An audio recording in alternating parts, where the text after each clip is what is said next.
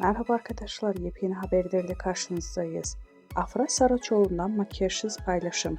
Kısa süre önce ekranlara veda eden Yalı Çapkını dizisinde Seyran karakterini canlandıran Afra Saraçoğlu, sosyal medya paylaşımlarıyla da adından söz ettiriyor.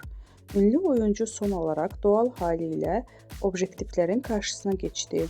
Afra Saraçoğlu oyunculuk performansı olduğu kadar sosyal medya paylaşımlarıyla gündeme geliyor. Ünlü oyuncu son paylaşımda doğal halini gözler önüne serdi. Sosyal medyada Afra Saraçoğlu'nun makyajsız hali büyük ilgi gördü. Öte yandan Paris Moda Haftası'nda konuk olan Afra Saraçoğlu son olarak davetli olduğu Miami'deki etkinlikte boy göstermişti.